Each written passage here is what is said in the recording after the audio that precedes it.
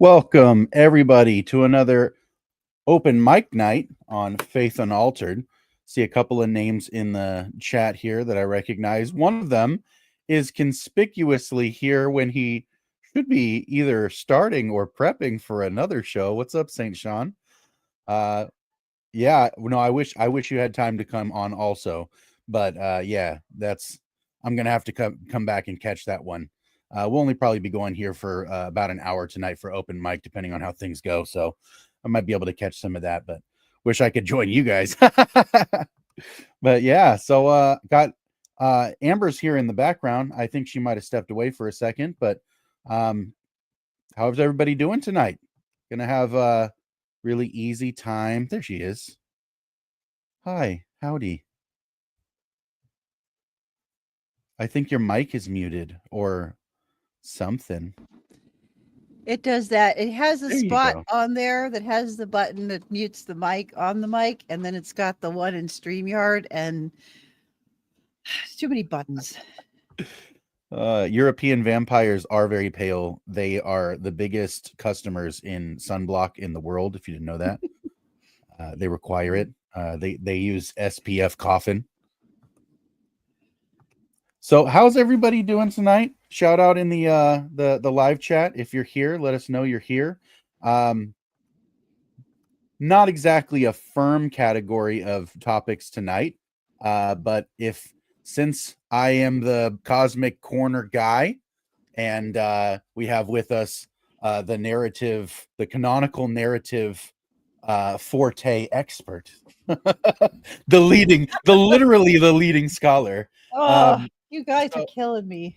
if you'd like to ask questions in relation to biblical symbolism or narrative patterns or anything that you've spotted out on Cosmic Corner, go ahead and throw that into the live chat. Obviously, super chats get priority, but on open mics, you can pretty much ask whatever you like. If you have interest in joining, let us know. I will throw the StreamYard link in the chat here. Boom. There it is. I'll pin that on the YouTube there as well so it doesn't get buried. And yeah, welcome everybody. How you doing tonight, Amber? I'm doing good. I was working on some Hebrew word study homework and thought it would be fun to take a brain break and come over and chat with everybody for a little bit. And then, depending on how long we go, then get back to my homework. I'm jealous of your brain power if this is a brain break. Oh man. I need to be more aware of the fact that my work is a vacation. This isn't work, though. This is talking to people. That's not work. It depends. I was a salesperson before. It's definitely a work. It's definitely work if you do it. Well, yeah, but I'm arguing with Hallett lexicon at the moment. That's work. Gotcha. So yeah, that's work. Arguing. Well, actually, I'm not arguing with the Hallett itself. I'm actually arguing with one of the least intelligent homework assignments I've ever had in my life. And really? Yes. Wow. Is that a reflection of the teacher or just the nature of that assignment? I'm just not going to comment on that. Well, fair. That's fine. That's fine. No self-incriminations here. Just watch the video on the life of Joseph Bates up to meeting Ellen A. Interesting. Gotcha. That's kind of cool. Welcome, Layman Seminary, Shannon, Richard. Oh, that's Charles. Hi, Charles. It's a lot of names over here. Is Charles the Layman Seminary? I don't recognize that name. Yeah. It's the first one for me. Welcome. Oh yeah, he's he's a fellow seminarian, and we swap messages regularly on multiple platforms. So yeah, Charles is good people. Gotcha. Interesting. Okay, cool. He says, "Hi, Amber. Welcome. Thank you for being here. Appreciate that." Again, the loosely rattled out topic for tonight will be things like biblical symbolism, narrative patterns, and just about anything that might grace the face of the Cosmic Corner playlist. since that's kind of my forte, and we don't have Tyler in the full group. If you guys have any questions relative to, I guess, the Old Testament or Hebrew for Amber, feel free to rattle those off also.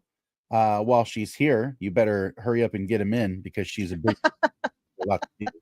Chop chop. Oh man, how was your week, Amber? Did you have anything exciting happen this week? I know you had a couple of shows. What happened this week? Man, let me tell you, this week has been so crazy.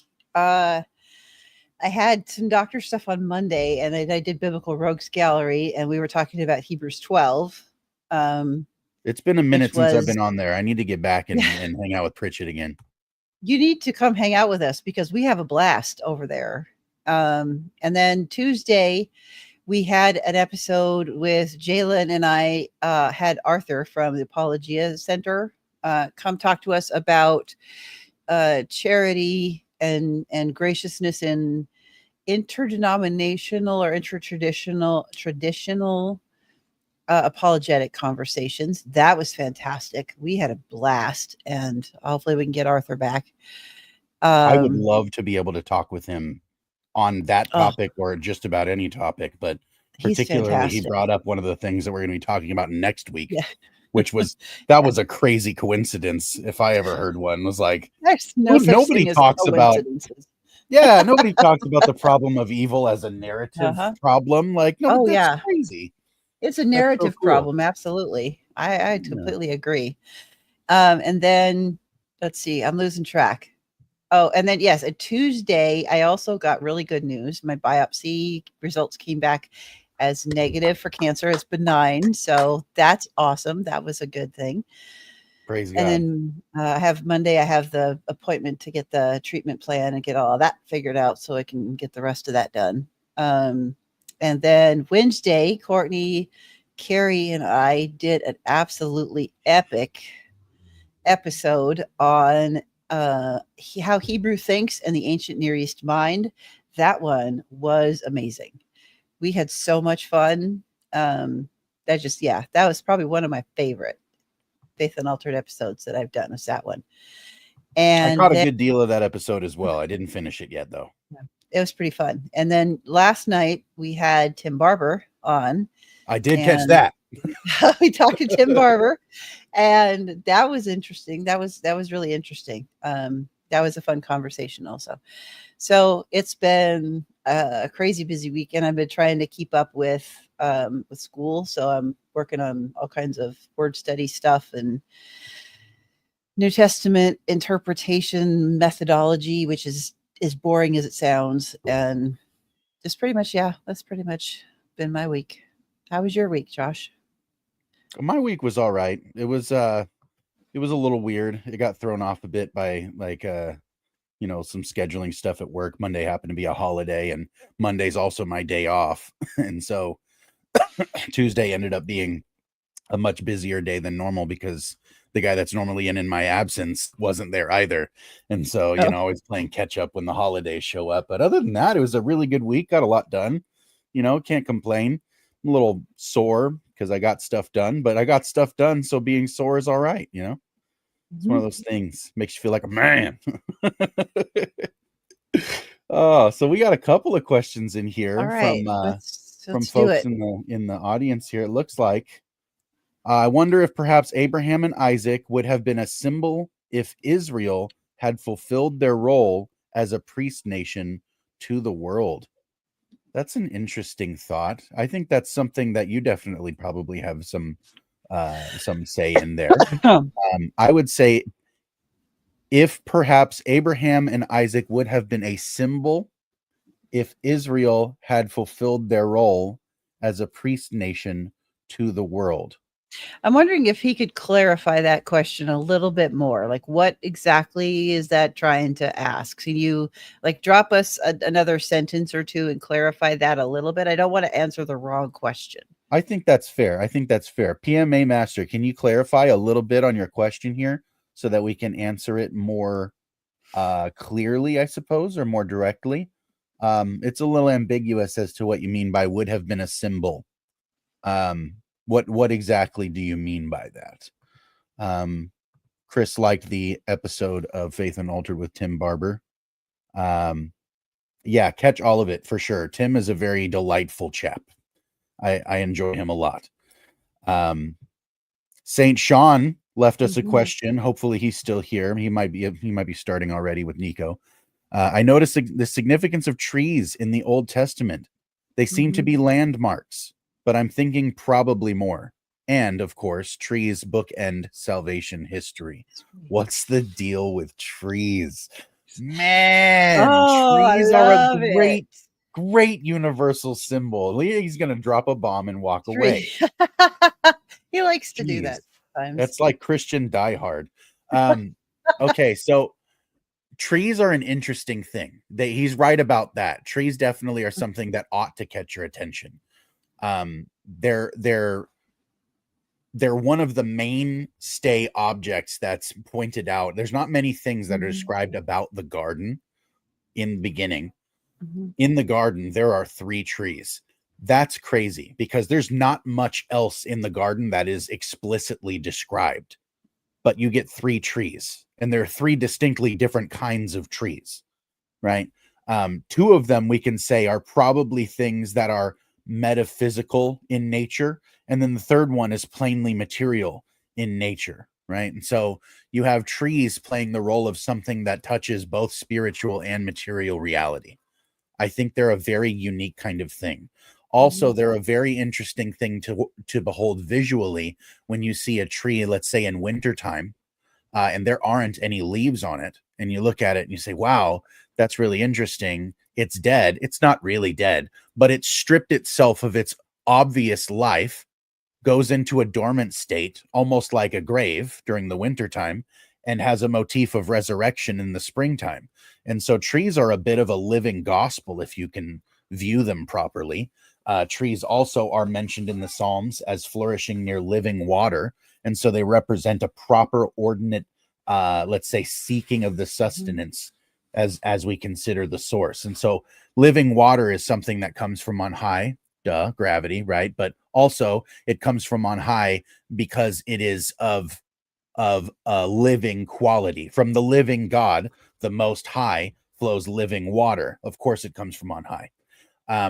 That being said, living water is something that's moving, it's flowing, it's alive. And so the life of a tree, though it's not moving necessarily or flowing, it lives by living near the water, right? And so trees are signifiers of water.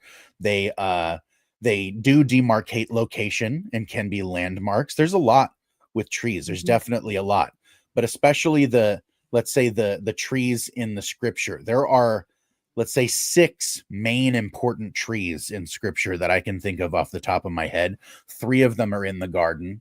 One of them represents the covenant people of God, the olive tree, right? And then you have the tree of the cross, and then you have the tree that is over the living waters in the heaven, the new earth, the new heavens on earth, the new Jerusalem. At the end in Revelation, you have the tree that spans the living water. And so you have trees demarcating lots of things throughout scripture. They have a lot of touch points. And so there's a lot that can be drawn from that, but they're definitely not merely landmarks, but landmarks are a big thing. You know, they are a big thing. Especially in scripture, you get things like altars and markings and Jacob's well, and the location plays a pretty prevalent role throughout scripture as well. And so there's a lot to chew on with trees. That's an interesting one to do. What do you think about that, Amber? Yeah, trees are extremely significant in scripture. There's over 300 mentions of trees, and most of them are either fruit-bearing trees like fig trees and olive trees. Fig trees are a big symbol because we also see the figs carry over into tabernacle imagery, which gets really interesting, and pomegranates. There's a lot of overlap in that. There's cedar trees, which are used a lot in like construction, furniture making. There's other kinds of trees, like acacia, cypress, plane, myrtle, balsam, oak, wood. Like there's a bunch of different of those kinds of things for making of arcs, and different kinds of arcs are made of different kinds of wood. Like, so there's a lot of building significance with them. Trees also play like some of the roles that you talked about, but they also bring in like, oh, like the olive tree. This is one of my favorites. The olive tree is one of my favorite images, because when he talks about it, like in the book of Joshua, and they talk about Deuteronomy and Joshua, like getting ready to go into the land and take possession of the promised land.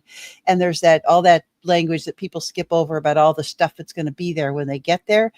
Olive trees take time. It takes a good, lifetime, a person's lifetime to get fruit off of an olive tree. Olive trees don't mature enough to start bearing olives for about the human lifespan, but I think it's like 60 years or so. I don't remember exactly. Something like that. Um, 50, something like 60 that. years. So if Israel, when they walk into the promised land to inherit it, already has flourishing olive trees, you know that had to have been prepared ahead of time. So there's like this whole idea. It shows the significance that God is always ahead of you with provision of everything that you need before you get there. And so there's like there's that beautiful imagery. There's also environmentally, trees offer shelter. They prevent erosion. So the fact that we are mirrors of trees in the cross and the tree of life, which is echoed in the tree in Revelation, that helps stabilize our ground. Around us, which is a really beautiful imagery. And then of that idea, like offering shelter to wildlife. So like we are also to be caretakers. It's part of our caretaker role that we're created as priest and priestess to do. And the tree imagery carries that over. Yeah, there's a like references to forests, groves, trees. So it's also meant to be communal. So there's a bringing in of the community aspect as well. So it's not just an assembly of the people. It's reflected in images of assemblies in forests and groves of trees and things like that. So there's a ton of good stuff in there with tree references. What's really interesting too, just to draw out some of the imagery there, it's like the three main trees that I think kind of set the tone for how we should view this in the beginning, almost like a principle of first mention sort of situation, is the three trees that are in the garden, right? You have the tree of life, which is at the top. You have the tree of the good of the knowledge of good and evil, which is let's say due to a descent, they reach this tree, they partake, and from there they descend even further down into mortality, which is a far more materially involved and confined existence. So the next tree, which is the third and final tree, is the fig tree that they use to cover themselves. And this tree is like let's say much more associated with the profane, based, lowly things, obviously, and in some sense kind of represents their walk out of the garden, away from life, through good and evil, out of the garden. They use these false coverings for themselves. Then God gives them a covering, whatever that is, whatever that means, and then sends them out into the exile, away from the garden, out, right? And then later on you get this on the back end, one of the strangest stories in scripture that most people, especially pastors, when they're reading it, they kind of skip over it and they don't know what to do with it. Twin, what's up, man? What's up? How you doing? So most people, they get to this point in the gospel, they don't really know what the heck to do with it. Jesus, when he's on his way back into Jerusalem, is ascending to the city and sees a fig tree, and it is not in season, and it's not even supposed to be season because it isn't the season. And Jesus rebukes the tree for not having fruit, and then he kills the tree, right? And it's like, when I was a kid, I'm not gonna lie, I'd look at that passage and be like, what in the world? What did the tree do? Like, what was that about? Like, why in the world? And then all of the Sunday school teachers are like, well, I think it's about being ready in and out of season. You should be ready for ministry in and out of season. You should be in a good, steady relationship with God. And I was like, okay. I mean, it doesn't really make sense with the story, but it's an interesting point to make. Like, it's interesting, but I really don't get it, And it wasn't until like much later as an adult you start considering the way that Christ is, let's say, undoing the curse of the Old Testament, or curses, the falls, the various falls that are present in the Old Testament, right? One of the first ones is demarcated by that third tree, the fig tree, which is toward the gates of the city, right? Where they were going to be expelled. What's interesting is when Jesus arrives, there isn't any fruit on the fig tree. What's there? Only fig leaves, right? And so he rebukes the tree and kills it and takes a covering. Spencer, we're so happy to see Spencer. What's up, Oh, man? yeah. Hey, How's it going? Awesome. good. It's good to see you, Let me bud. just double check my.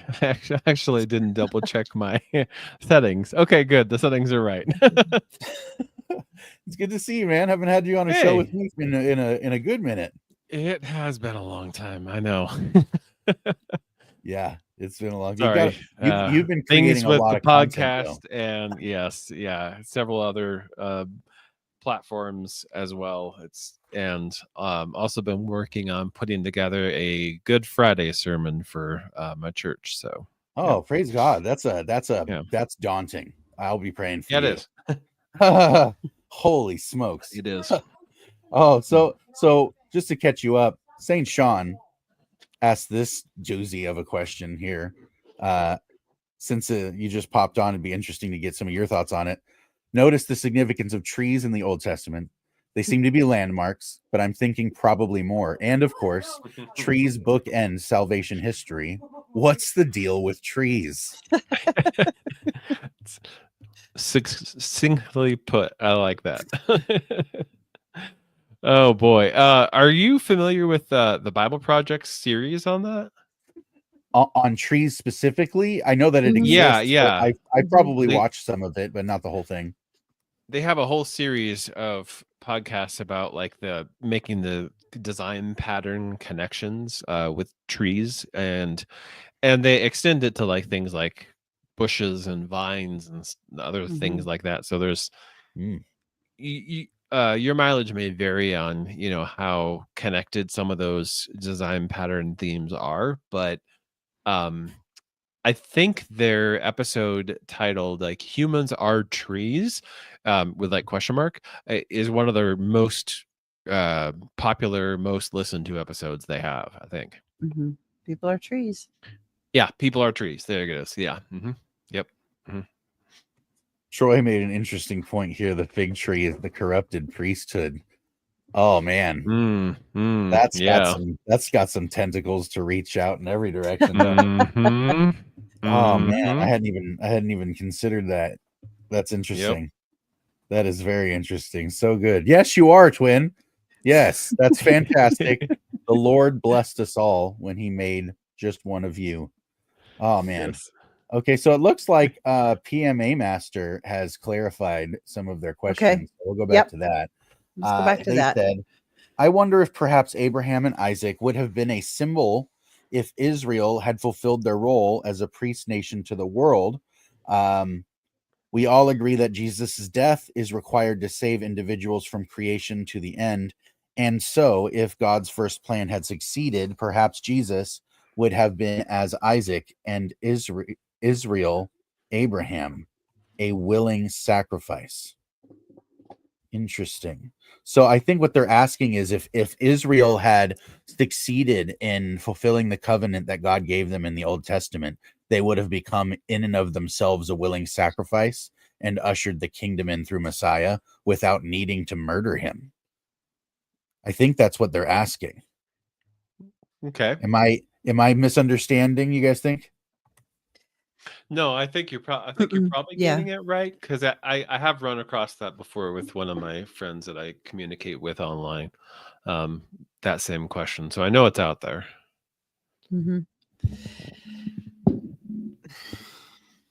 Yeah, that I don't know that I would say that that's possible, primarily because of, ironically enough, the whole tree of knowing problem, and the fact that the consequence of that was death.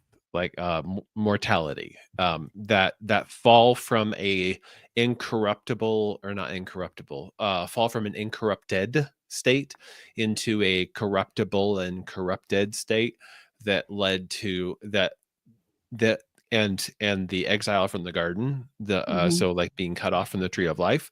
So the way that I described it on my podcast is kind of like humanity is like a flower, and with the eating of the tree, like the flower got cut off at the stem. And now you can put it in a vase of water and it will survive for a while, but like it says in Genesis 2, you will surely die.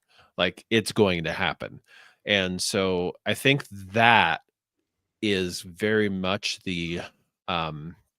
that's the core human problem. And that, I don't see how that could have been solved by Israel just being Israel, even if they were the actual, kind of like an Isaiah 58 narrative, because it talks about that, like, if only you had done this, then you would have been ... And it talks about them in very glorious terms, but it doesn't ever say, and the whole death problem would have been solved. And so I think that is kind of necessary there, is like, that's why Jesus had to die, was to defeat death. And I don't think that Israel would have been able to do that, because part of the significance of Jesus's death is the incarnational aspect of him, of fully human, fully divine, united in the single person, so that humanity itself is divinized, is suffused with divine life. I see. They clarified once more. Israel sacrificing Jesus, but willingly and in such a way as it would liken unto Isaac and Abraham. That was way denser of a question than I thought. Wow. Okay, I'll have to rethink all of the things I had floating around in my head now. Okay, so if they had received him as Messiah and willingly sacrificed him, like Abraham was willing to sacrifice Isaac, but this time a ram wouldn't arrive. Yeah, that's wild. Wow.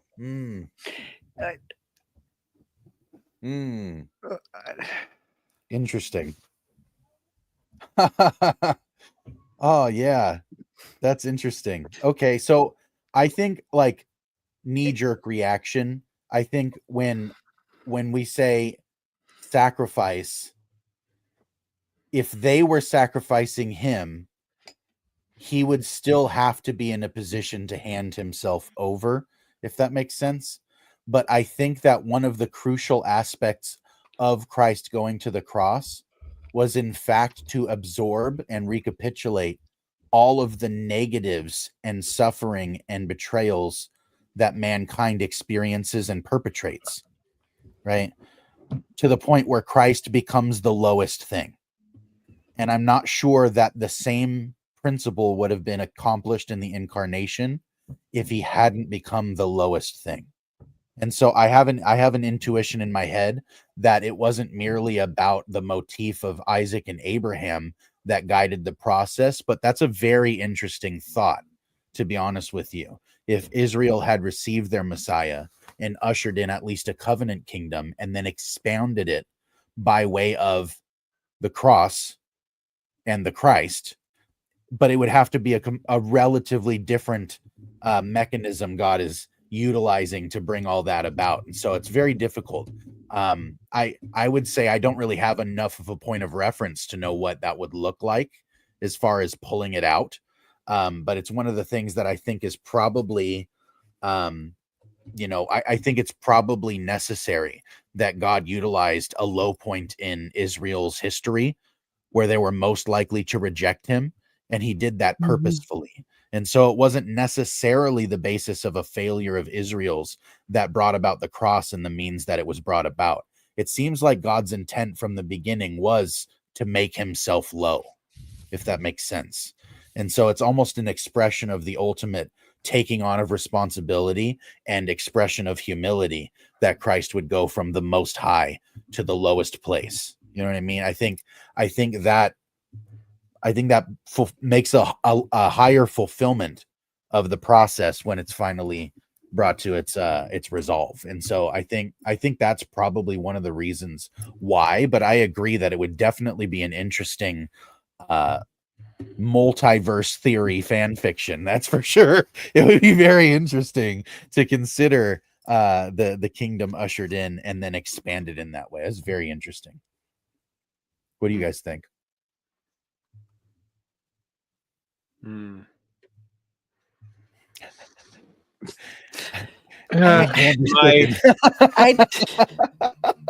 My initial gut reaction is no. Right. I'm just trying to wrap my brain around why no. And I've got a couple threads I'm kind of pulling on. So you go, Amber, while I'm right. I'm just I'm thinking, because I'm thinking through the Abraham sacrificing Isaac, that whole narrative, and that is, it's not exactly the function, if we could use that badly chosen word, of the role of Messiah, and that doesn't get you to what is happening with in Genesis 3 and all of, and it's pattern that goes through all of Torah. So when there is something out of alignment, that has to be put out of God's presence, so that whatever is out of alignment can be brought back into alignment, whether that's curing of illness or reconciliation of heart or regeneration of mind or something that has to be reconciled and restored. That process can be done so that they can be brought back in.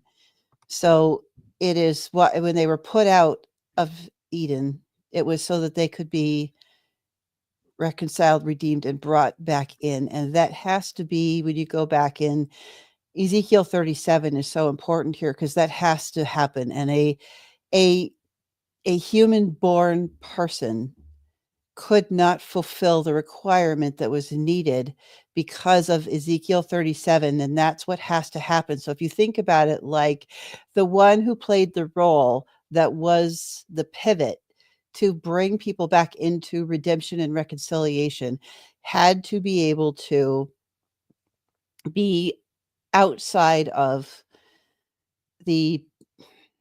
this fallen state that the world was in, and anyone born into that would have carried that with them. So in Ezekiel 37, what is happening is you get this picture. So think of it like we are Gandalf the Gray, but we need Gandalf the White to come in for that role. And so that's what Ezekiel 37 is explaining. The one who is coming, Gandalf the White, is coming to rescue the rest of us. And that's going to take you from the fallen flesh into the new, the reconciled Ruach relationship with God, because you have that Gandalf the White that can be that agent who carries us across that bridge and brings us back into relationship with God. So I would say, no, I don't think it could work that way. That's not the role of Abraham and Isaac's sacrifice. So Spencer, you want to fix? Well, hold on. First, we actually there? have somebody joining in from the audience. Okay. This is Josie, apparently Hi, first-time Josie. listener and new subscriber. So welcome to Faith Unaltered. Hey, how you doing, guys? Welcome. We're doing all right, bud. It's doing great. So I didn't mean to interrupt too badly. Spencer, I'll let you finish, and then I know Josie has a question here. Yeah, this is not something I've fully formed. So caveat. But I have a suspicion that there's, especially based off of a couple of other kind of follow-up comments, that there might be a misunderstanding of sacrifice and the role of sacrifice and the function of sacrifice. In that in the fallen, so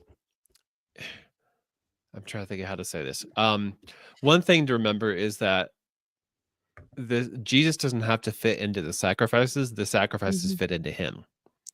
So it's not like how could Jesus do it in such a way like Abraham did? It's more like, what does Abraham's role tell us about Jesus, and what does and what facet of Christ's totality and does Abraham's experience reflect? So I kind of feel like there might be a directionality problem just merely in the question itself.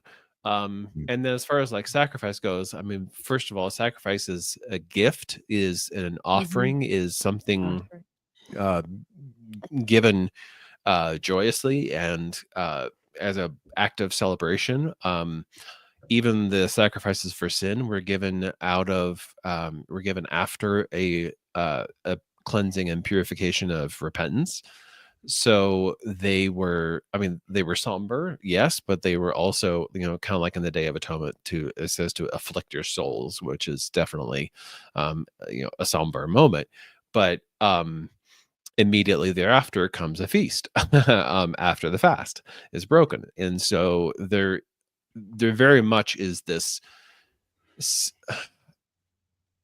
I feel like there might be a conflation with death and sacrifice, and that is not something that actually lines up and matches up. So again, I'm struggling with how to articulate this because I'm not entirely certain I fully understand the logic behind the question. But overall, I would say that it's probably not something that would happen in that way.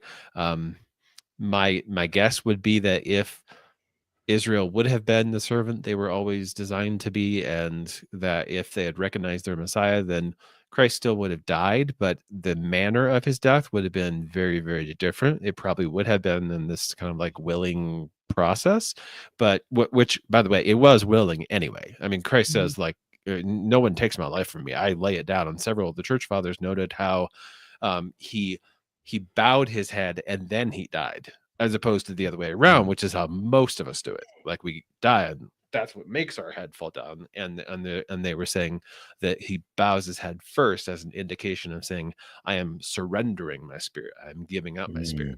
Not that anyone makes me give it up. So it was willing anyway. And I just don't know exactly what sense of willing the questioner is thinking about, if we're excluding, if we already stipulate that. So anyway, I'm going What's interesting too, I think, and I'll get to Josie in just a second here. I think it's really interesting that in some sense Israel was willing, but not in an inordinate way. They were willing to get rid of the Christ, but they were definitely not willing to usher in the kingdom by way of it. Yeah. So it's definitely a priority thing. It's definitely something that I'll have to think on more. That was a great question. Thanks so much for that. So, Josie, what do you got? So I just wanted to because when I first joined this live, you guys were talking about the connections with trees, and I was just gonna ask if you would think that there's any significance about the type of wood that the cross came from. Well, yes, in more than one sense. Amber, I talked more than you did, so you go first. You go first. Well, yeah, it did. The scripture doesn't tell us, and even the Roman historical records don't tell us specifically what type of wood was used. We don't actually have a record that I know of that. And I just looked it up. So in all of my fancy stuff here. So, but there's a couple of legends floating around. One suggests that it was dogwood, but dogwood is a little bit more unlikely because it isn't usually get big enough to make, there's not enough adult trunk of a dogwood to make a human sized cross tree with. So but legends are around for a reason, so who knows. But something like that would grow locally would be more, but also because it's Rome and they imported everything from everywhere. Cedar is another highly likely option. And there's some imagery with cedar that is things like purification is used in cedar. Cedar is also keeps away like moths and fabric eating critters and stuff like that. So, but it's hard to say because we don't have an actual record. Look at that. Look at that. Sickest hoodie ever. It's got too much glare on it, bro. Yeah, there's no actual definitive way to say because there's I'm just no jealous existing of records. Jamie's. I'm jealous of Jamie's hoodie. That's what's up. That's super rad, bro. If you guys like that Cosmic Corner hoodie and you would like to acquire such fine attire, go ahead and reach out to me because I can totally recreate those with some level of efficiency. And so it would be really cool. If you like that, reach out to me. We'll talk about price and stuff. If you don't know, you can find me on YouTube. If not, I can drop my email or whatever in the chat if you guys want to try to get a hold of me. If you want one, let me know. For Josie's question, oh, Amber, I'm sorry, I didn't mean to cut you off. Were you done? No, I was done. Yeah, I was done. Okay, I'm sorry, I didn't even think about it. I got derailed. So as far as the question of what was the cross made of, as Amber said, we technically don't know, right? But there are traditions that surround things like this, and usually traditions form around the basis of the narrative itself, of what's happening in the narrative and what it represents. And so if we don't have explicit mention in the scripture and something emerges later, it's usually in relation to the meaning rather than to the matter. And so if you can think about it this way, right? When scripture gives you a gap and church history gives you an answer for the gap, usually it's pretty well thought out, but it's not quite as explicit as you would like it to be a lot of the time. And so you kind of have to consider why it emerged and what it's doing there.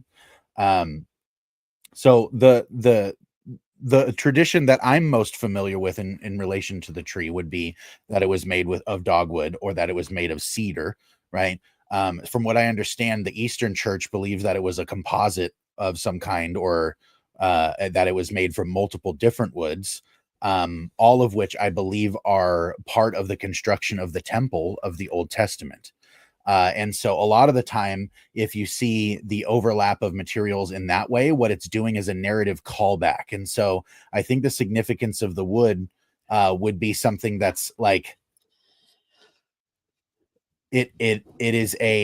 it's the opposite of foreshadowing. It's a callback to something that has happened before, so that you can have that proper recall. This is something that, from what I understand it, typology.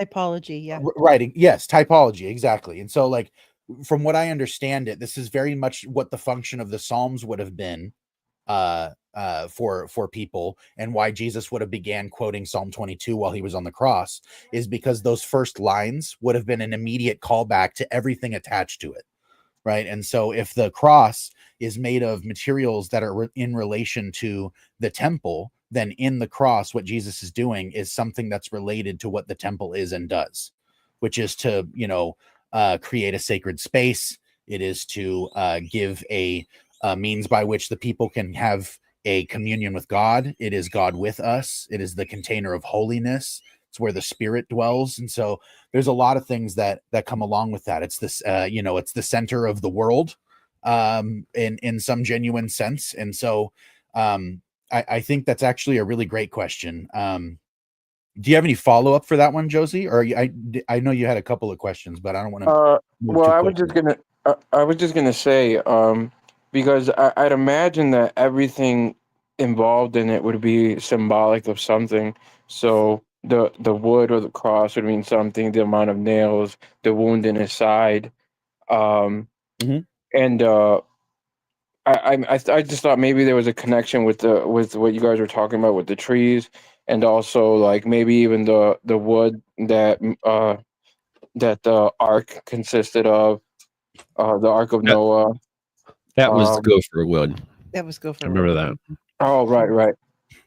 So there is actually a really strong connection.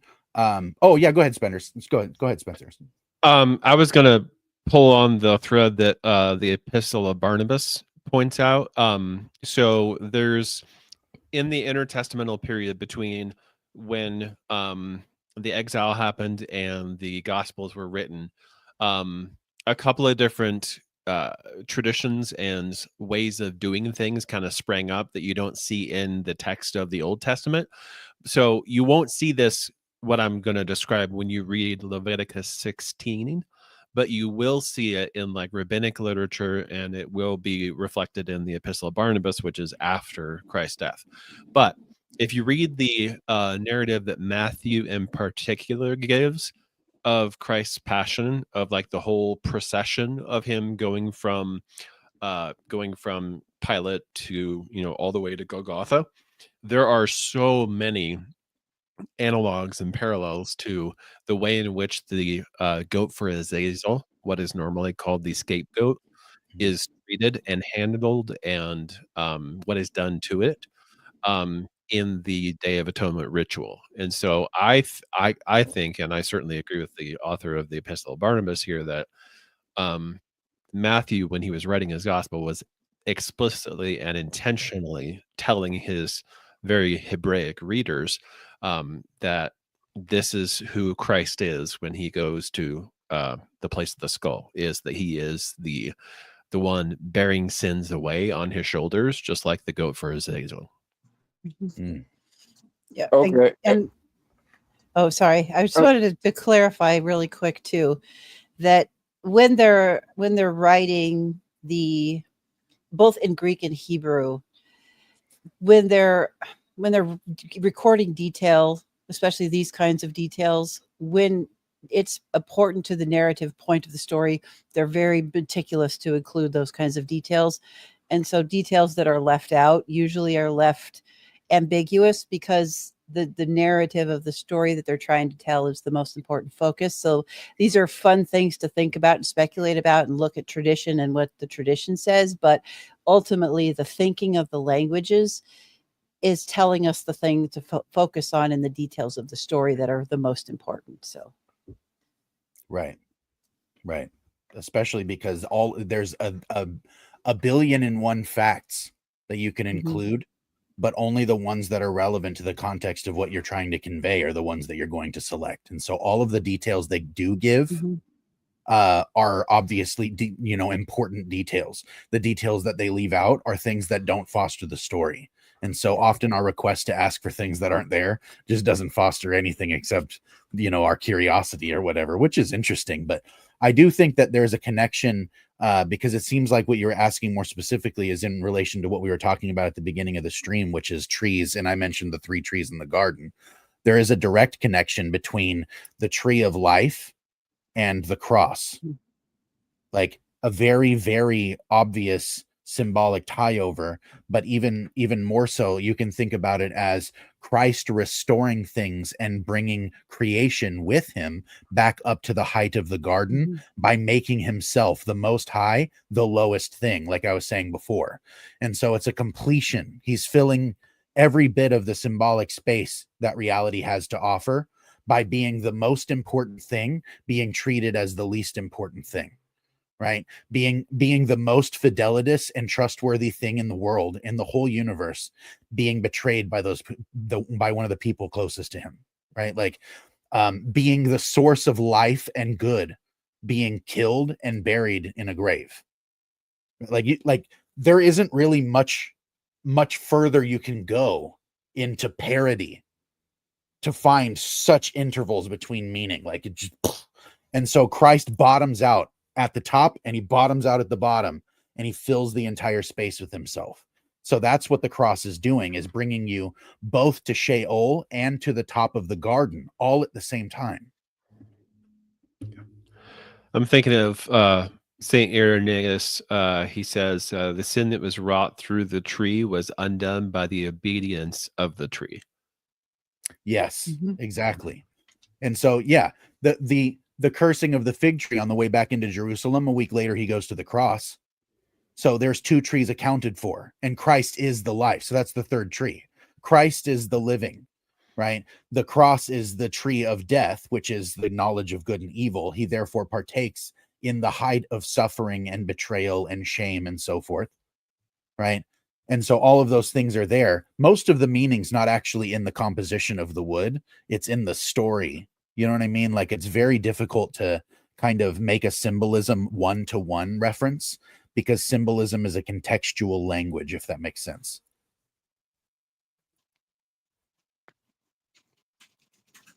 Is that helpful? Oh, sorry, I wasn't. I was just listening to you guys. I wasn't sure if you were. No, yeah, I'm talking to you, bud. Yeah, that was really helpful.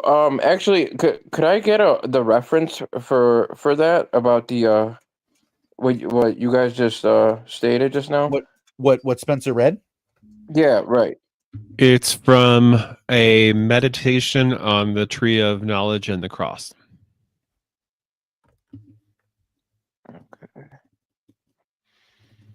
I can tell you a fun story, Josh. Go for it. What's up, Jamie? My one mystical experience as a Christian. Oh yeah, was it getting a Cosmic Corner hoodie? Well, yeah, it's I said, was it getting a Cosmic Corner hoodie? That was your first. No, it was mystical about experience? the tree of, or the cross being made out of dogwood. Oh yeah. And so, like the one I don't usually share this with people, but since you guys brought it up, I was like, I think that's a sign or whatever, so I'll do it. So like 10 years ago, I was like kind of at a crossroads, and I was really worried about my faith or whatever, and I prayed that God would just give me a sign or whatever, like pull. I just felt like I was like, I felt like God was putting me at a crossroads, and I was just like, I need to know this is real or something somehow. And that's just kind of like my silent prayer, right? And I was working outside in the winter, and I was it was like, 20 degrees out, and I was wearing the whole nine, really winter clothes, boots. I had one of those hats with the flaps on and all that. And anyways, I was working all day, and I fell asleep wearing all of my winter clothes. And let's just say all of a sudden I woke up, and I was in my yard. Okay, I'm really obsessed with landscaping, and I planted every single tree and redid every square inch of the yard over years and years and years. So I had like 20 different Japanese maples, which are my favorite trees, and I had several other trees, and one of which was a dogwood. And I didn't particularly like that tree. Not that big of a fan. But I woke up suddenly, and I was in my underwear, and I was sleeping under the tree. I woke up in the mud in winter, outside, middle of the night, or I don't know if it was the middle of the night in the dream, or waking up, and I looked up at the tree. All the leaves were off of it, and I was looking up through the sky, and suddenly I saw on the tree like little like the leaves looked like caterpillars, hatching. And I was looking at, and I looked at closely, and it startled me because I'm naked and I'm waking up naked outside, freezing cold. And I see like caterpillar, and then I realized the leaves were budding on it. And I went to like gasp at being so shocked. And just before I could let out a cry of being shocked, a bunch of water started like pouring on my side. And it was freezing cold, like right here on my side. And that woke me up. So right before that's what woke me up.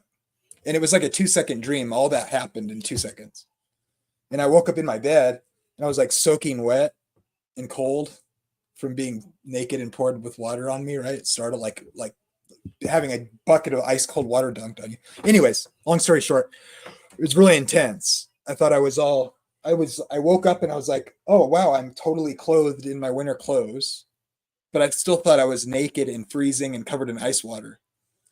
And then I thought, oh, I must be sweaty. And then I realized, oh, I'm not wet, I'm dry. Oh, I'm warm and comfortable, actually. It took it took a good minute to adjust to my circumstances. I was actually quite comfortable, even though I should be sweating, because I was under the blankets in my winter clothes with my boots on. And so that's where I actually was. So it was really weird, right? Anyways, I couldn't figure out what this dream meant. But I had this the next morning when I got up. I was like, to make a long story short, is I just had this like, why did that dream have me under the dogwood tree?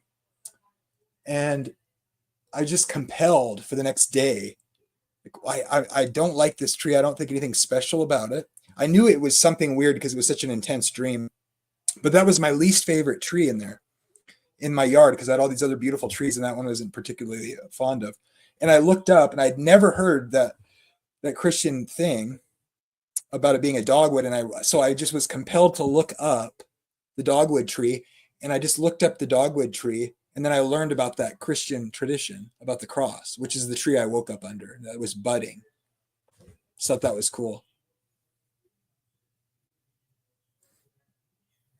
And I read the legend of the dogwood tree being the tree the cross was made out of.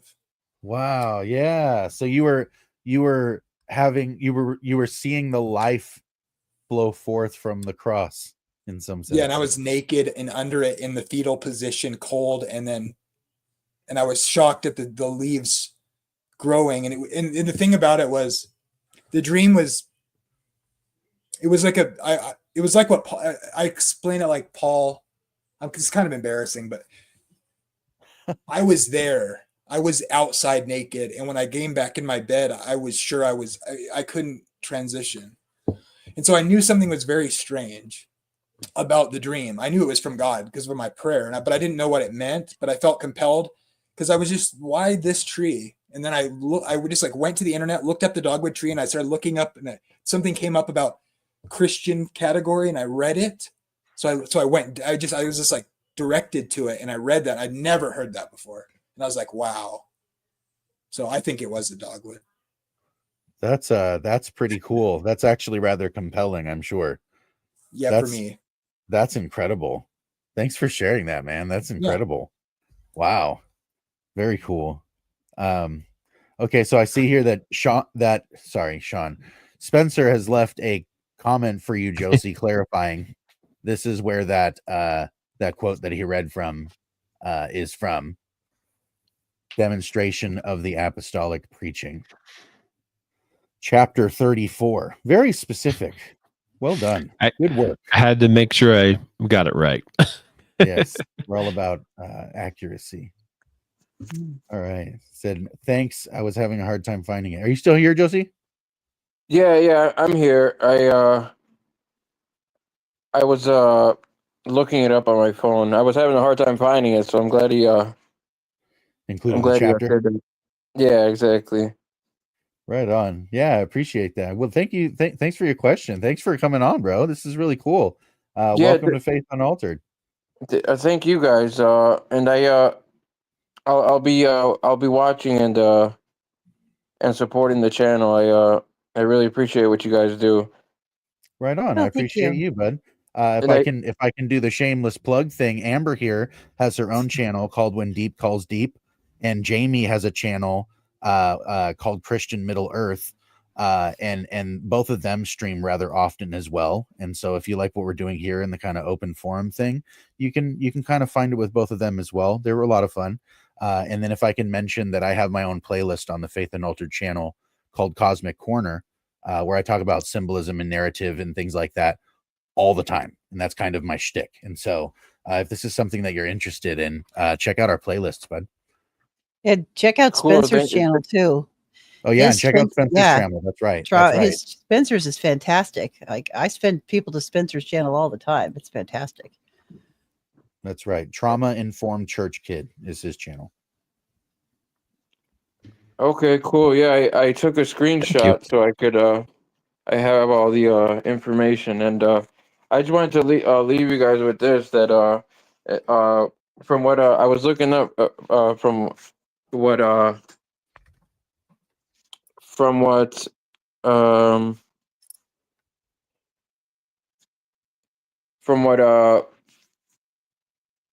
Spencer just shared. I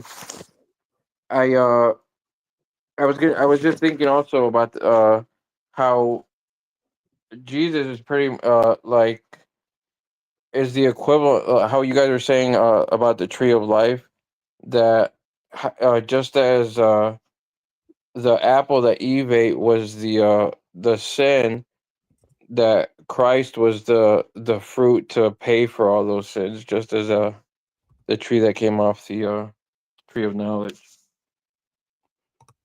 If I'm making sense, am I making sense? Yeah, I think so.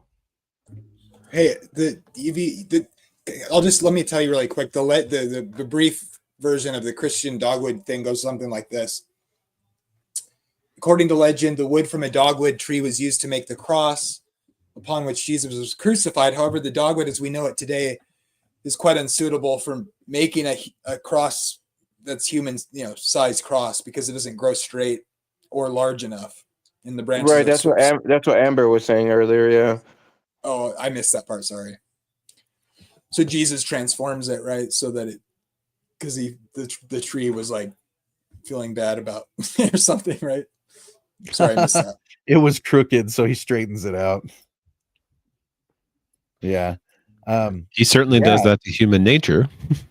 Yeah, trees are such an interesting thing. Thanks to St. Sean for bringing up trees. But yeah, I appreciate your question, Josie, and really, really thanks for coming on. It's really awesome to talk to you and connect with you. Yeah, one of the thing that I'd like to kind of mind drop right now is a couple of years ago I was contemplating the hilarious question about whether God can create a rock so heavy he can't lift it. And I was just kind of sitting there laughing and thinking about it. It was like, well, you can make it the size of a planet, but that's nothing. You can make it the size of a galaxy, but that's nothing. You can make it the size of a universe. That's not big enough. How about several universes? And I'm just laughing in my head about how preposterous this all is. And then consider it for a second, was like, man, wait a minute. I believe in the incarnation. God did make something heavy that he couldn't lift. It was the cross. They forced another man to help him carry it. God accomplished the most preposterous thing in the world, just right smack dab in the middle, right in our faces. We never even think about it. It was the cross. That was the thing that was too heavy for God to carry. That's wild, huh? Yeah, that reminds me of when people say like that God can do anything, but then they also say that God can't lie. So we're putting a limit on him and stuff, but that's like a paradox, Yeah. Yep. That's one of the most uncomfortable places to live, but it's the only place that you can stand. Yeah, I had a lot of fun, and I'll keep watching you guys. I really appreciate it. Right on. I appreciate your time. Thank you guys so much, and may Christ bless you guys. Right on. You too, bud. All right, Okay. I'll see you guys in the chat. Thank you. All right. Thank you for coming up and talking to us, Josie. Yeah, no worries. Thank you guys for what you do. I appreciate it. God bless you guys. God bless. So we do have a couple of super chats from my twin, Troy, this most fantastic human. Sticking with trees, because why would we do anything else? Sticking with trees, can we discuss how the creation of trees pair with the creation of humanity? And so this is connected, and why Eve says the tree of the knowledge of good and evil in the center, and why Adam and Eve hide in that tree when they hear God walking in the ruach of the day. That is very specific. That is Ruach of the day. exceedingly specific. Wow. Yeah. There is a yes. fascinating question There- about how to translate that. Yeah. Well, it oh, brother. The breeze. So the trees. Okay, so look at the pretty birds. Can we discuss how creation of trees pairs with the creation of humanity? That one, I think we would need Genesis chapter 1 for. So That I'll we go ahead would. and pull that up real quick. Mhm. Oh, great. I know that Spencer has a short amount of time. So would you like to take a stab at this before you go?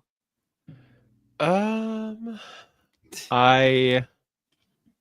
know that initially Adam and Eve were given every seed-bearing plant and fruit-bearing tree to eat. So, initially they were vegans. So I know that there's that element connecting trees and humans. I don't know that any others kind of jump out at me though. Okay. So, okay. Different nations get put up with trees, associated with trees. Yeah.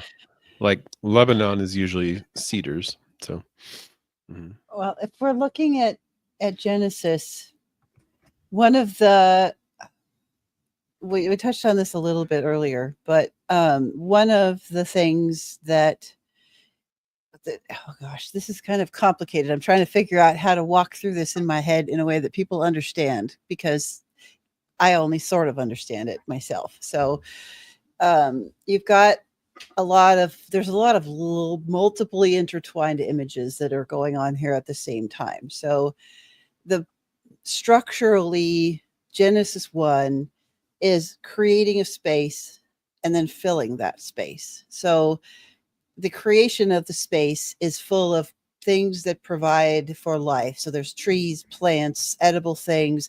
It is the setting of flourishing. And then God fills that space with those things that make that flourish. So ultimately it ends in man filling and bringing to completion that picture. And we talked before about the mirror of trees and forests symbolizing humans as groups, bigger groups. So you've got trees in the garden, and man's job individually is to care for, flourish, and grow the garden to cover the entire earth. So there's this picture of increased growth, prosperity, like blessing, because it's supposed to bless all of eventually envelop and bless all of the world, and sustain and provide and care for all of the world. So the existence and the visions of the trees and all of the functions that trees do echoes not only the increase of humans in the situation, in the scenario, but also the fact that they have those functions that add to and flourish that life. So if we got fruit trees that provide sustenance, and you've got the other kinds of trees that are used in building structures and providing shelter and building thing. I mean, so it's kind of this echo of the priest and priestess role in flourishing that is going back and forth with the trees kind of there a little bit. So, but that one's a little harder to tease out in a way that makes more sense than that. I don't know. so brain is no, that's fine. But moving forward a little bit, I Mhm. know that, for example, like Troy has a really good quotation there from Psalm 92 that he mentioned, or not Psalm 92, from Jeremiah 17, and also from Psalms 1. I know that there's a lot of connection between Jesus and the tree of life, Mhm. that he is seen as that eating of his flesh is seen as eating from the tree of life. I know that connects forward to the vision that's given in Ezekiel 47 of the third temple, as well as Revelation 22 of the New Jerusalem, and the tree that's there and the leaves that are there for the healing of the nations. And I'm thinking also of 1 Corinthians 15, when Paul talks about, unless a seed falls to the ground and dies, um, it dies alone, and there isn't really anything, that it needs to that comes of it. And of course, Paul doesn't take that to its full conclusion. Say, and we are, or sorry, the resurrected Christ is the tree that comes out of that seed. But I mean, that's the obvious implication there. Is he's saying that, like, Christ in his flesh was the seed of humanity that went to the ground and died. and then grew a brand new tree that was Mhm. able to kind of, able to bridge heaven and earth. So, I mean, those are just kind of some thoughts that I'm thinking of about that. That's so obviously right. So obvious. God, it's staring you in the face. Right. Who You dares deny it, contest? you're just being a goof. And I think it's also significant when you're looking at the tree and the tree of life, because that tree in Ezekiel and Revelation is the echo of Christ and the tree of life there, because you got the living water that's coming out from under the tree and Mhm. they're gathering around the tree. And it's also really interesting that you see the tree, but you don't see the temple, because the temple is God himself, because you don't have a need Mhm. for a temple anymore, but you do still see the tree there. So the image of the temple being gone, because it is God himself, we don't need that temple, but Mhm. this tree is still there, even though we are fully in communion with the Trinity at that point.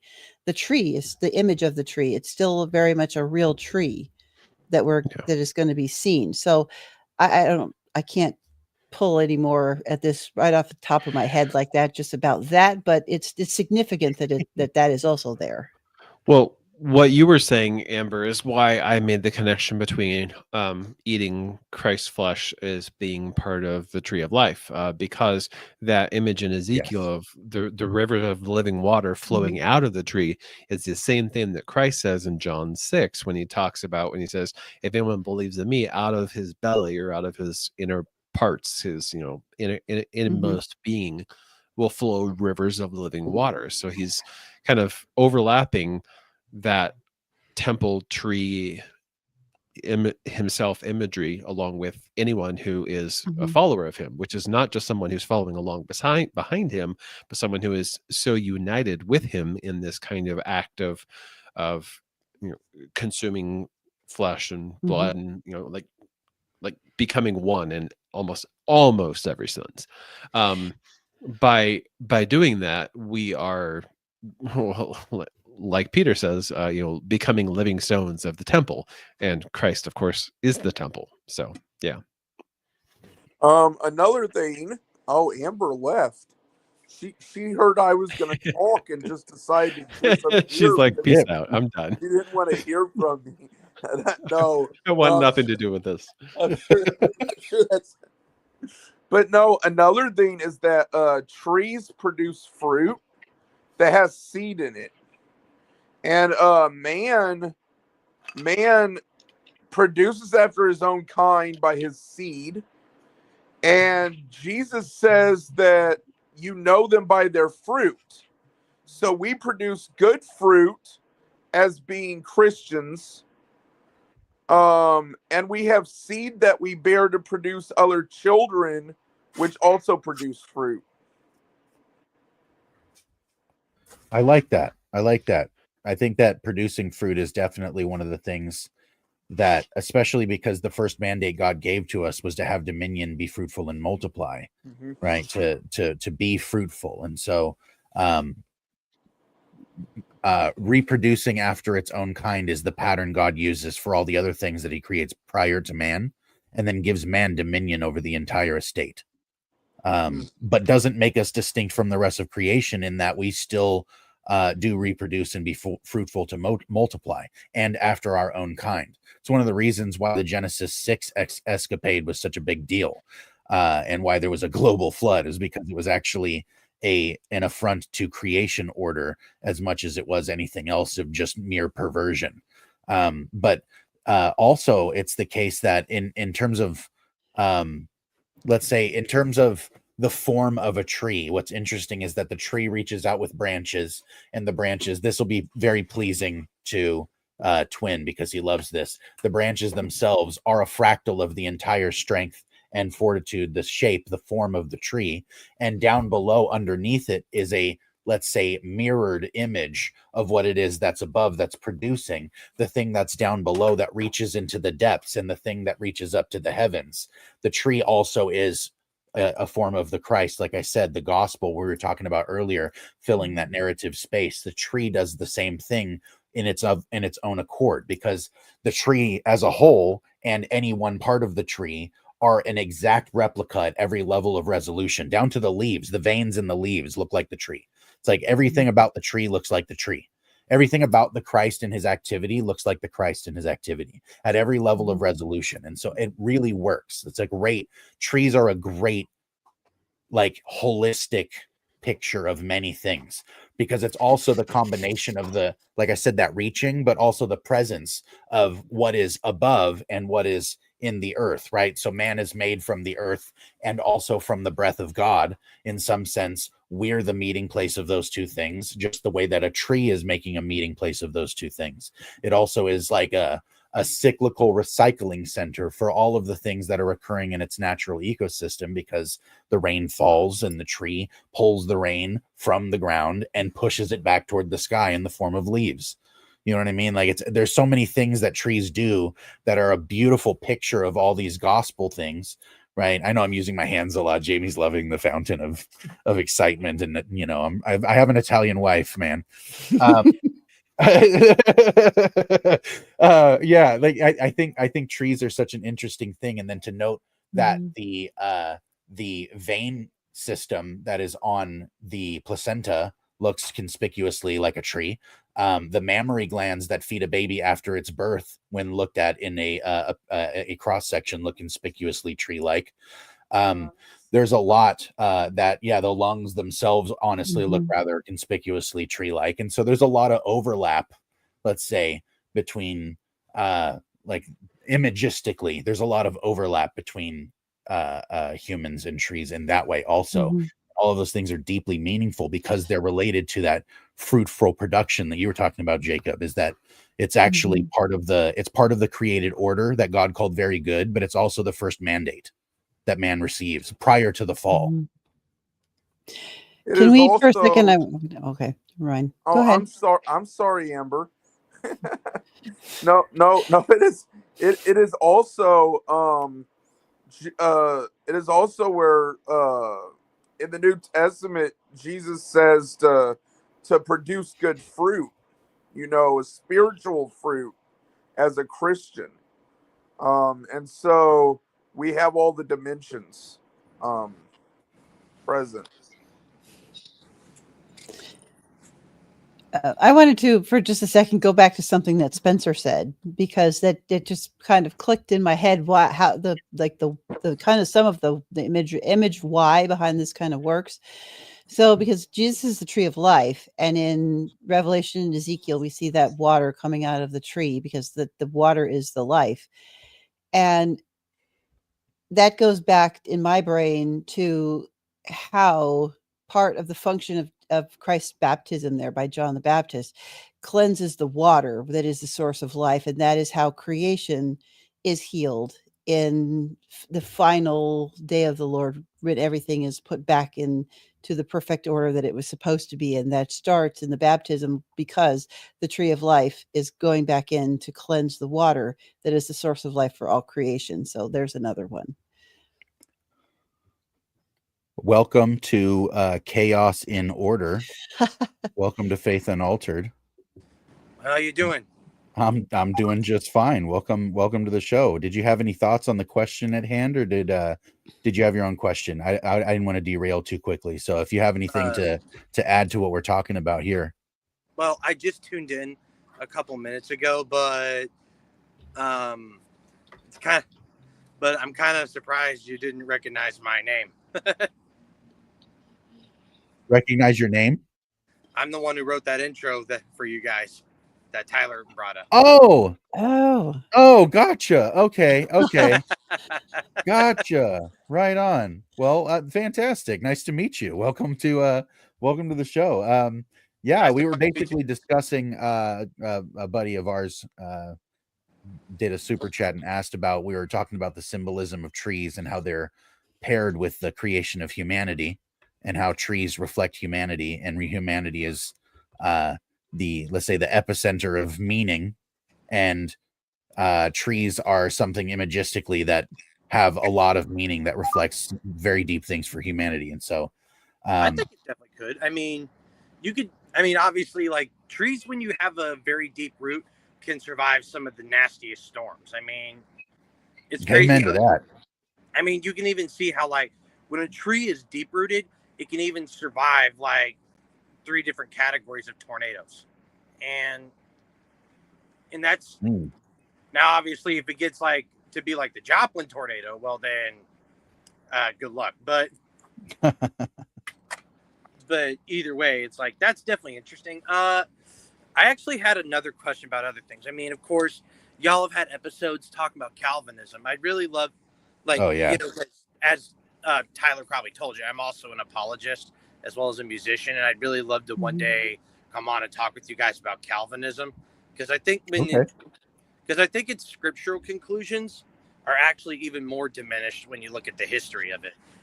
What do you say about it? Oh man, Calvinism is a something that I have a lot of thoughts and experience with, both from being a Calvinist in the past, but also from having the conversation ins and outs, probably close to thousands of times. It's definitely something that I'm willing to revisit. That's for sure. I think it's probably something that if you wanted to talk about the history of Calvinism, and why it, let's say, is not favorable to its merit, I think that's probably something that could be explored, but it would definitely probably take its own episode. I agree. Yeah, it's definitely something that we could try and line up. Yeah, for sure. If you want to send Tyler an email on it, for sure we can try to line up a show with you, bud. That would be awesome. Yeah, because honestly, I definitely appreciate you guys using the intro I gave you, because it really definitely helps a lot, because I'm trying to get my ministry out there. I'm trying to help people out, because like some of the bigger guys like William Lane Craig, David Wood, and all them, they're getting old. Yeah, they're getting older. I love working with David Wood. Have y'all ever considered having him on as a guest on Islam?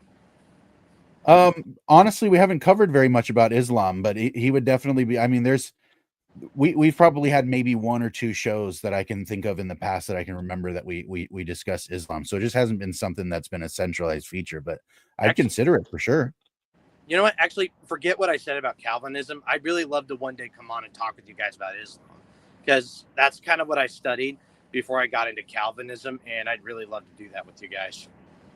Yeah, fair. Like I said, fair enough. Yeah, send an email at the Faith Unaltered Gmail, and we'll set something up. That would be really cool. Well, sweet. I mean, as for like sticking with trees, kind of. Well, he actually Troy has a part 2 to this question that I definitely want to get to, mostly because they're super chats, and I feel deeply obligated to honor the fact that he decided to pay for our answers, which is patently absurd. But if you'd like to send a super chat of your own, feel free. That would be wonderful. Please support our ministry, but also please pray for us, because boy, are we on Satan's radar. We all know it. We all feel it. It's wild.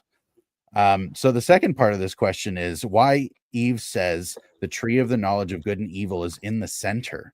It's really interesting because the center and the top are usually overlapping imagery because of their symmetry there. Because we think about something like a mountain being like if you look at it from above, it'd be like a circle, and the center would be the highest point, right? But it seems as though God's mountain is offset, where it's not necessarily like a perfect peak. It would be something that would be peaked over on the other side, and the center between the top and the bottom would be that second tree, the tree of the knowledge of good and evil, which is really interesting. I think it's because it is meant to indicate the descent from life, which is at the top where God is at the highest point, and descending down from there into something else, right? Away from life into something else. And they didn't know yet that what they were descending into was death. It became explicit to them when they partook, right? And so they had the knowledge of good and evil when they partook. And God told them, in the day that you eat it, you will surely die. We always wonder what this question means, and wonder more so about, in the day you eat it, then you will surely die. And that surely die thing is something that man's been wrestling with ever since then. And so we can kind of recognize that the tree of knowledge of good and evil being in the center is something that indicates the descent down toward the edge, and God expelling them from the garden. That eventually they would get to that third tree, the fig tree, and cover themselves in shame, and then they would be forced out of the gates, right? And so it's a descent away from life. That's what I think the tree in the center is, and why Adam and Eve hide in that tree when they hear God walking in the ruach of the day. Why they hide in the tree of the knowledge of good and evil? Because it's easier to justify things with rationality, is it not? We use what we know to get away with what we don't know all the time. We try to plug in and fill gaps, and God shows up and we're naked and we're like, got nothing to cover myself with. I'm going to have to come up with something. And you just use your intellect to, do whatever you can. It's like, I'm going to hide in my knowledge. I'm going to make that the facade of my piety, so I don't have to confront my obligation to repent and be before God. I think that's probably, if I'm going to follow my own intuition in that direction, that's what I think makes sense of that. What do you guys think? It also goes into, there's a difference between doing theology as a form of worship to God and doing theology to show you know more than others, or to show yourself like make yourself out more righteous than someone else. When Adam and Eve are hiding in the tree of knowledge, they're hiding in the tree of knowledge to essentially cover their shame from what they've just done. And they're hiding behind their knowledge, like Troy said, or like Josh said. Sorry, wrong. You're twin. good. Wrong twin. Yep. Josh. But they're hiding they're hiding their sin behind their knowledge. And if you approach knowledge as something to puff yourself up, you're hiding your own you're hiding your own failures behind that vein of knowledge that you have.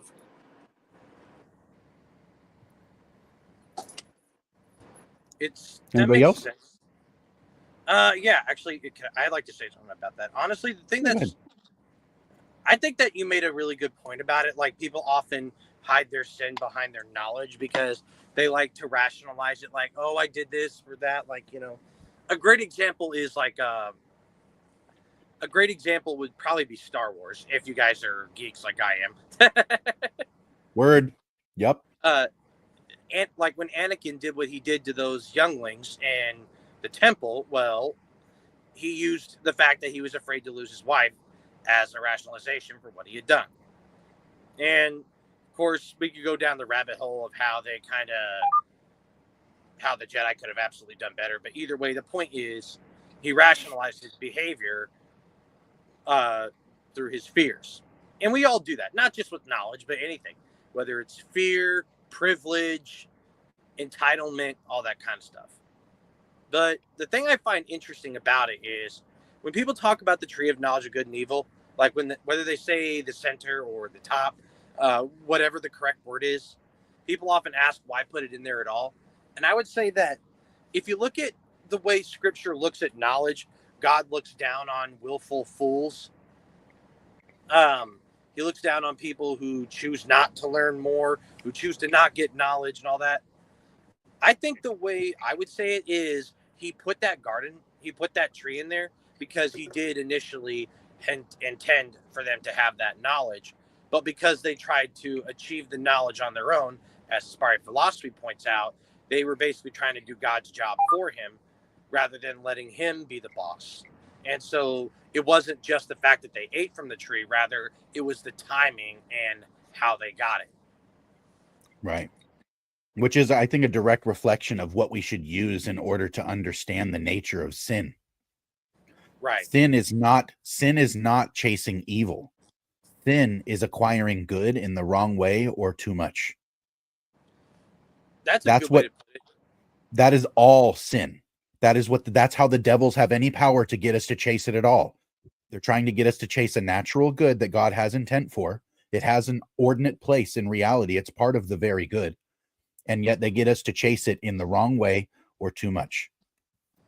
Yeah, that makes sense. I mean, it's like weird because when you look at like evil, as C.S. Lewis puts it, it's not really evil, it's spoiled good. You can do Right. things just because it's right, but I've never heard of anybody doing anything evil without a reason, like whether it was pleasure, power, or something else. Right. Exactly. And huge C.S. Lewis fan, by the way. So Yeah. you're in the right place here, Bucko. Good. Lewis is the boss. Oh man, Lewis is awesome, and because of Lewis, I know that G.K. Chesterton also is a boss, and because I learned about them, I also started to read, mystery of the cosmic mystery of Jesus Christ by Saint Maximus, and that was a mind bender. So yeah, a lot of what we're talking about here has source in ideas that are much older than me. Much older than me, and I'm not even that old. I just look like I'm old. Can you really have by faith the if you way- don't do what God said? I'm not going to do what God said. So, but I have faith in God. But I'm just going to do my own thing here. Right. If faith is something other than fidelity, if faith is something other than allegiance, other than intentional purpose trust, right? If faith is something other than that, then maybe you can have faith in God and be overtly disobedient. But if faith is trust, if faith is allegiance, if faith is fidelity and faithfulness, then you can't really. I agree. Jamie's got a huge hammer of a point.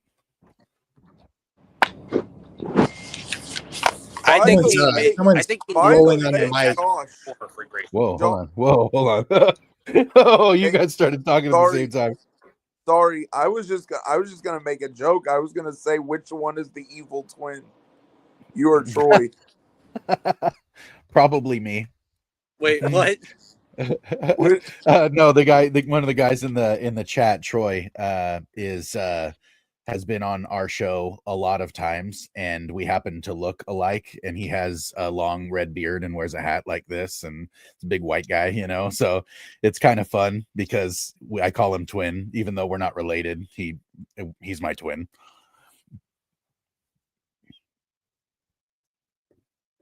So what's up, Jamie? I'm sorry, I didn't mean to cut you off. Oh, I was just saying someone's microphone sounded like it was thrown into a glass of water and stirred around or something for a while there.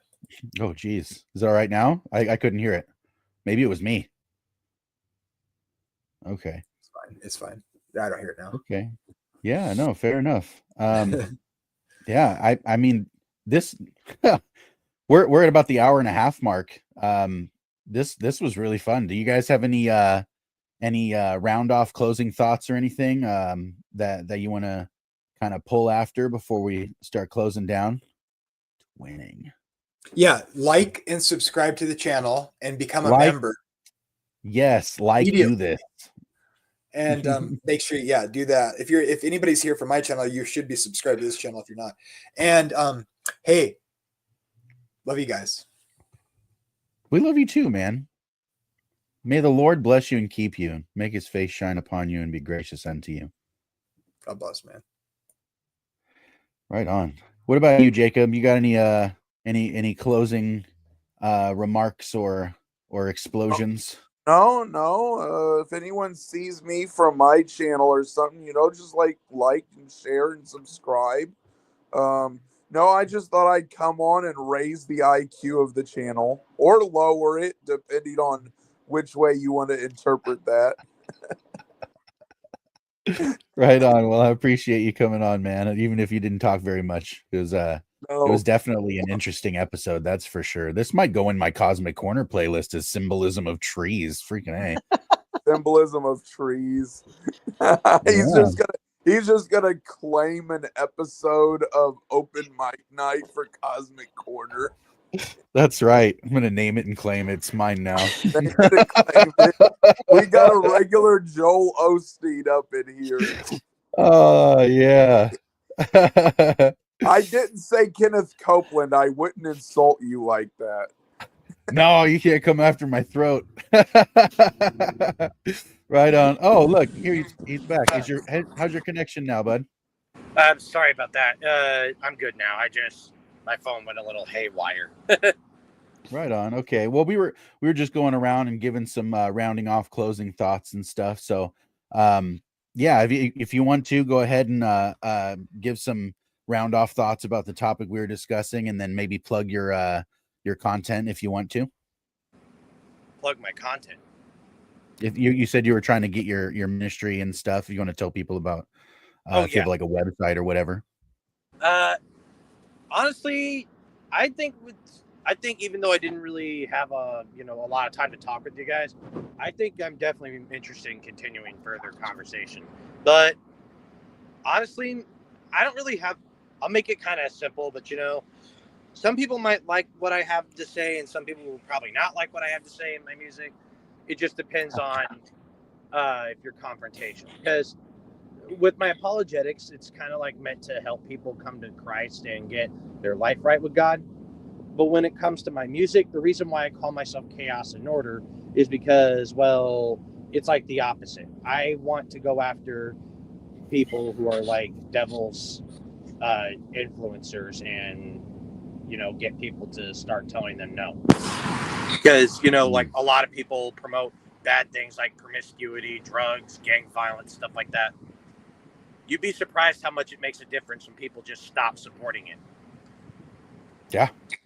I mean, look what happened with Bud Light. They lost a lot of money when they pulled that stunt with Dylan Mulvaney, and then they eventually recanted what they did. And it's like, well, that's all you got to do is just start saying no. If these people promote bad stuff, then just start saying fine. If you're going to do that, well, then we're not going to buy your stuff. And and of course, you also have to be willing to tell them, not only are we not going to buy your stuff, we're not going to let you perform in the city. That's a privilege, not a right. I mean, Egypt told Travis Scott no when he tried to perform over there after what happened at Astroworld. They said no. Yeah, I mean, we should definitely. I heed that warning. Everybody, be careful about what you participate in, because your participation does give body to the will of whatever spirit you're operating under. So you better be watching yourself. Right. Watching yourself. That's exactly right. And Man, it's really that simple. It really is all that simple. All you have to do is just say no, because they want us to think that there's nothing we can do about it because they have all the money and all the power. It's like, you may have a lot of money, but you don't have all the power. You have power. All you have to do is just say no. That's that simple. And when a lot of people do it, it makes a difference. The one thing I've learned is if you want to bring a greedy man to his knees, attack his wealth. yeah. Yep. Sweet. All right. I'll let y'all finish up. I'm out. Right on, bud. Well, thanks for hopping on. Cool. Right on. How about you, Amber? You've been quiet for the last, I don't know, forever. Well, it's, there's a lot of people to talk. And so I want to make sure that especially our guests and, other people get a chance people don't come to listen to me. I want to give people who come here to interact with us, give them a chance to talk. So, I don't even know. What's the question again? We're just rounding down, giving some closing thoughts and stuff. And then plugging whatever you have planned coming up. Yeah. I think, gosh, I was not in the brain at all for trees. So that was kind of fun to make that hard shift. I was thinking narrative and not thinking about trees. Thank you, Troy. And thanks to Sean Sean started that, but that other set, especially that yellow question, was definitely Troy. That's Troy's fault. Yeah, so that was fun. And I just, coming up, I don't even know. I think next week is quiet. And I've got a lot of school stuff this week. And I think, I don't think it's got, I don't have much. Apparently my brain is dead. I don't have much. I'm pretty much done at this point. Well, fair enough. This is why I was definitely rebuking myself for trying to do 3 cosmic corners in a week, because it's depleting. It really is. It's a lot. But you know what? This was really fun. I am definitely going to come back to this and listen to it again and have a good time with it, because I really enjoyed this conversation. Thanks everybody who's still listening and or watching presently. If you have not yet, please like this video. If you have not yet, please subscribe to this channel. If you would like to support our ministry, you can do so, first of all, by praying for us, because again, you can't be on God's radar without being on Satan's radar. And everybody here can feel it and know it. We're on Satan's radar. So please be praying for us. Thank you so much. But also, if you'd like to support us financially, consider becoming a member. And we have some exclusive members only content. And also, if you become a high tier member, which is still ridiculously cheap, a cup of coffee, so to speak, then you can actually give us recommendations for shows that we will do in your honor when you let us know that's what you want. And so we will honor that. And that's one of the ways that you can support us. Or we have the I'll put the link tree down in the description. I didn't put that on there when I made the link for the episode, but I'll make sure to put it down in the description. Next Friday, the 28th, right? So the 28th is going to be the next Cosmic Corner, and we will be discussing the problem of evil through narrative structure. And so that's going to be really fun. It's going to be an open door for probably multiple episodes. I'm already anticipating, which I'm totally fine with, and expect that that's going to be really, really deep dive fun time. If you guys like the content that we're producing at Faith Unaltered, please share it with your friends, with your family, with your dog, with your enemies. Please pray for us. It is, I can't exaggerate enough. Also, just to make the devil mad, actually, pray for your priests and pastors, please. Yep. Pray for those people in spiritual headship over you, because God bless them. They are having a time of it too. It is not easy. It is not easy. So please pray for the people that are in spiritual headship in your life and bless them.